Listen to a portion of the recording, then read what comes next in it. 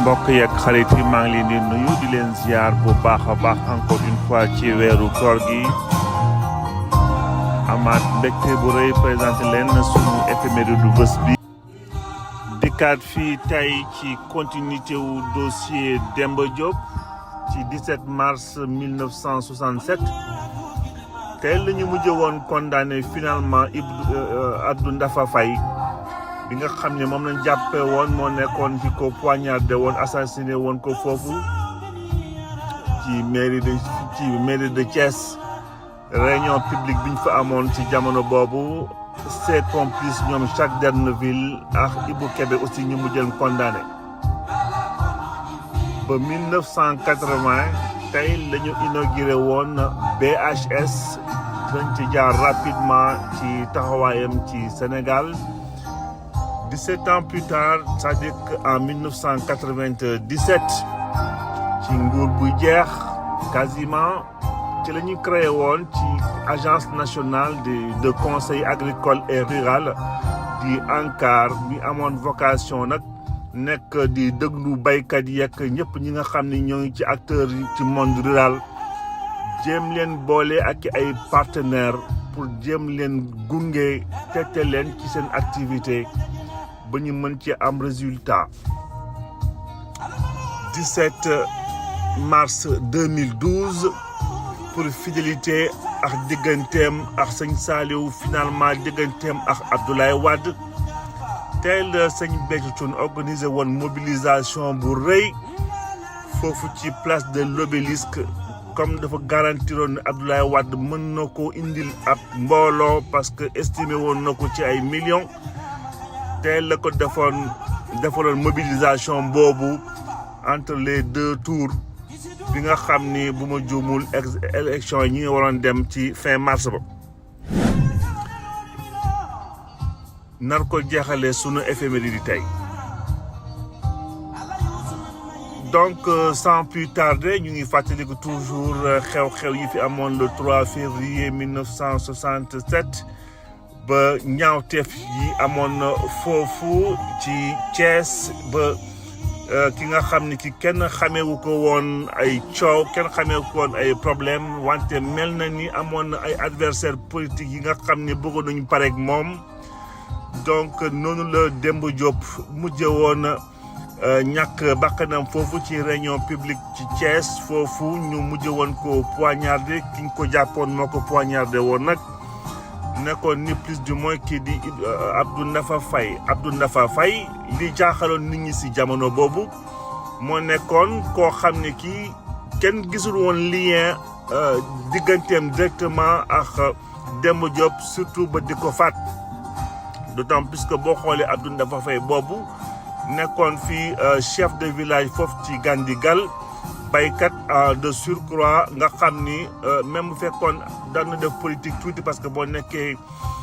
chef de quartier forcément di nga am ay liens politiques wante nekkul woon en aucun cas koo xam ne kii mën nañ ko jàppee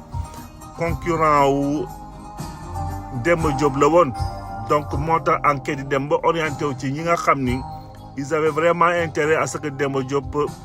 jeexal ci àddina bi moo tax ba finalement biñ koy jugé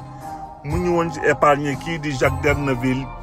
ak Ibou Kébé ñoom ñëpp ñu mujj leen condamné tey ci 17 mars 1967 peine capitale bi nag boo xoolee comme on dit très souvent c'était une demande nationale pour ne pas dire une demande sociale parce que jamono boobu mbir bi metti woon na bu baax kii di Senghor ak Lamine Gueye et il voulait surtout en faire un exemple que loolu mu ñu bañ koo ràññee ci sunu scène politique bi même bu fekkee par la suite gis nañ ci mois de juin bi aussi Moustapha Lo malgré tout aussi mujj woon na subir la peine capitale à l'image de Abdou Ndafa Faye bii nga xam ni tey dañ ko mujj woon na condamné à mort ses complices nag ñu mujj leen condamné à 20 ans de travaux forcés lu mel ni Jacques Derneville ak Ibou Kébé moom finalement ñu condamné woon ko à 15 ans de travaux forcés donc ak yeneen complices ba ci 5 ans ba 4 ans de travaux forcés donc mbir yi noonu la xëy woon tey condamnation le 17 mars 1967 kii di Abdou Ndafa Faye ñu mujj woon ko exécuté par la suite.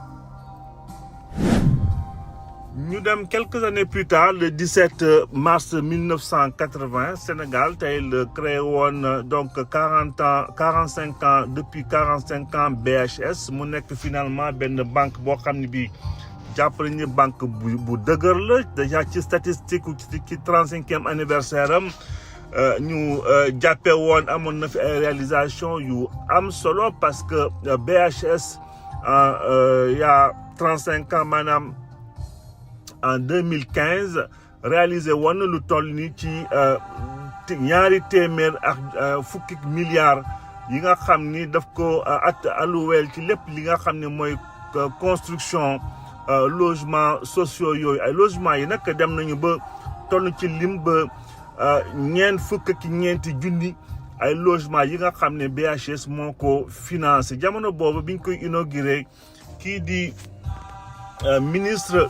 bi fi nekkoon jamono boobu di ministre Oumar Ba de l'urbanisme et de l'habitat en présence de Bekay Sène bi nekkoon PDG wu BHS donc BHS nekk benn banque bu am taxawaay ci sunu réew ci sunu environnement financier ñëpp ñi nga xam ni tey ñoo ngi bëgg am fu ñu dëkkee mën a concrétiser seen rêve accès à la propriété. Donc projet yu am solo yooyu nag c'était en 1980 comme on dit sans transition 80 ba 97 17 ans jaar na fi mu yóbbu ñu ci sunu troisième élément wu éphéméride. Sunu troisième élément bi daf ñuy yóbbu ci ANCAR di agence nationale de conseil agricole et rural mu amoon vocation nag donc di gunge baykat yi lenn rek la ñu am coow ci ANCAR ba ñu ñëw déjà ci li nga xam ni moo nekkoon liggéeyam ANCAR donc agence bi nga xam ni bi État du Sénégal moomee woon na ko 42%. 37,8% yi mu amoon ay organisation producteurs yi 13,2% ay acteurs privés ba 7,7% yi ay collectivités locales yi nga xam ni ñoo moomoon ANCAR. ANCAR ñu ñëw ci fonctionnement am déjà objectif moo nekkoon fexe ba producteurs yi ci seen demande ñu war a mën a am accès ci ay éventail yu innovation technique yu bëri ñu war a renforcer aussi seen capacité ak organisation ci seen biir fexe ba aussi producteurs yi ñu mën a accès ci élaboration ay yenn programme yi leen permettre ñu mën a moderniser seeni liggéey bu ñu xoolee ci cycle bi rek. Dans un premier temps ANCAR dafay dajale producteurs yi ak conseillers agricoles yi xool ci seen biir càmbar ci seen ay soxla ci deuxième phase bi ñëw dajale leen ak yeneen acteurs de développement yi pour mën a diisoo ak ñoom balaa ñuy signer ci troisième phase bi contrat bi nga xam ni mooy ñëw accompagner producteur bi ci boppam ci quatrième phase bi nag ci la ñu ñëw créer seen conseil agricole et rural bi nga xam ne ñoom ñëpp ak partenaires yi ñoo koy àndandoo accompagner ko ci accompagner producteurs yi ci cinquième phase bi nag forcément dafay am suivi ak élaboration lii lépp nag li ci xaw a triste rek mooy il a fallu que ñu di xaar encore ba 97 ñu def loo xam ni maanaam ay agence yu bëre ak i société ak i entreprise ak i ay acteurs yu bëre ci développement bi logique pour logique lii lépp nekkoon na déjà seen liggéey foo xam ni OCAS jaar na fa ONCAD ba CNCA ba SAED ci boppam ak yeneen agence yi nga xam ne créé woon nañ leen fii lii lépp bu fekkee affaire de conseil accompagnement producteur la lii lépp waroon nañ ko mën a jël en charge depuis des années et des années donc bu ñuy xaaree encore 97 pour créer ANCAR bi forcément am na foo xam ni échec am na fa donc ça fait penser juste à un régime bi nga xam ni mi ngi doon jeexal cycle bi nga xam ni bi parti socialiste nekkoon na ko ci njeexital en 97 mu nekkoon ci benn ci signaux yi parce que kenn mënul comprendre recommencement bi nga xam ni bi def nañ ko après presque 40 ans de présence 40 ans de pouvoir donc mu nekk rek benn genre comme gaynde bu màgget buy jéem a weqatu pour la dernière fois loolu nag moo dal aussi Abdoulaye Wade déjà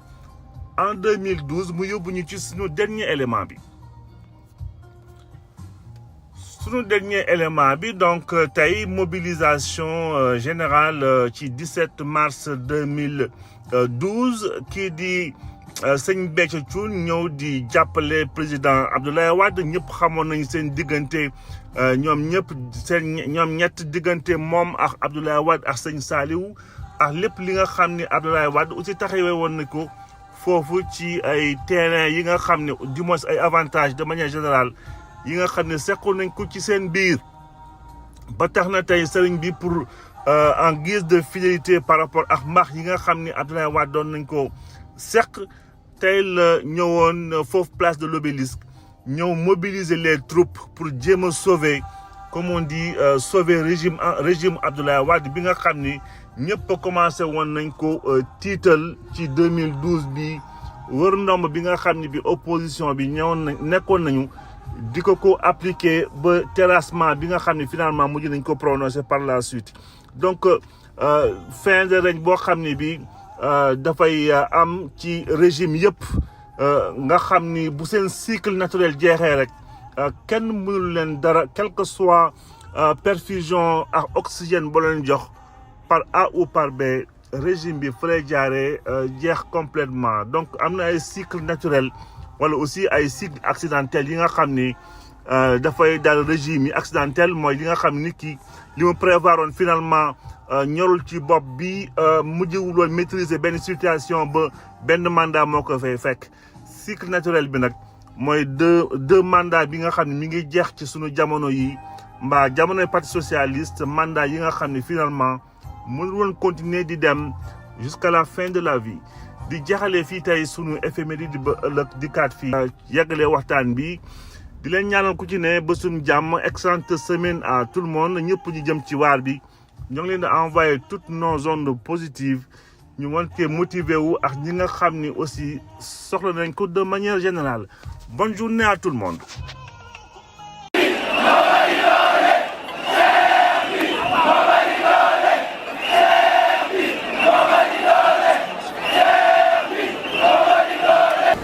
C'est un détail dans lequel je ne veux pas entrer,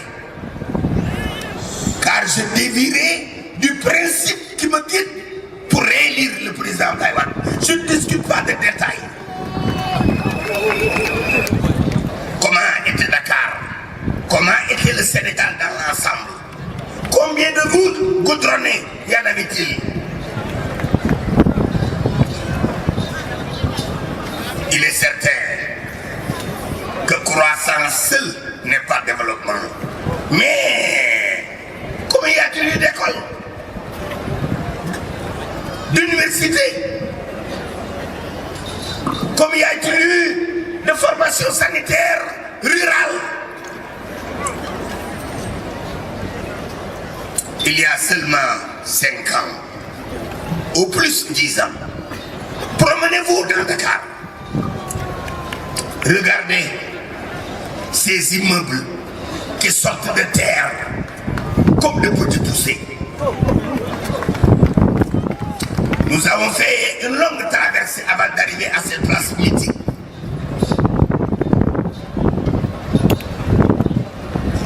Vous avez constaté comme moi l'éclairage de ces rues que nous avons traversées, malgré leur longueur.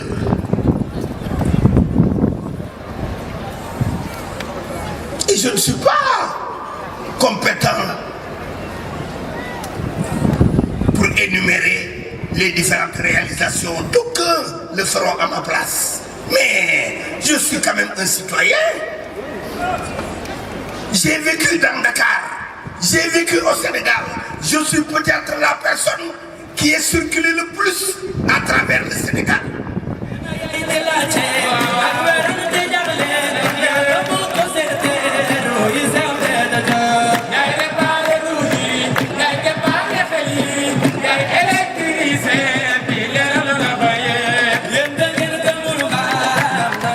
Je n'ai vu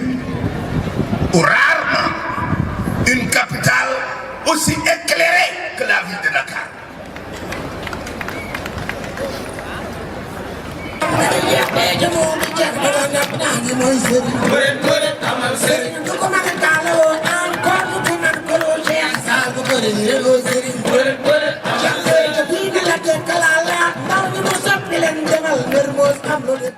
Il y a également, évidemment, des pays africains qui sont en avant, qui se développent. C'est un problème d'historicité. La vie, mais elle va de l'avant. Nous sommes partis de la pierre taillée, où les hommes vivaient dans des cavernes. La société a évolué. Le Sénégal a connu dans le temps un certain état de développement qui a évolué jusqu'à ce temps-ci. Mais il faut être de mauvaise foi pour ne pas se persuader que le Sénégal se trouve à un niveau de développement qu'il n'envie à aucun pays d'Afrique.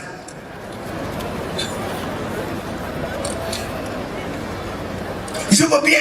qu'on me démontre le contraire. Quel est le pays d'Afrique qui aurait été choisi demain pour prétendre être au-dessus sur le plan du développement que le Sénégal? Il n'en existe pas. Le développement n'étant pas seulement la croissance. Le développement est un type d'évolution positive globale. Ce n'est pas seulement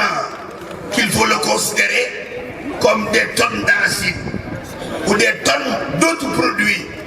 Il ne faut pas seulement le considérer comme un nombre d'écoles, d'universités.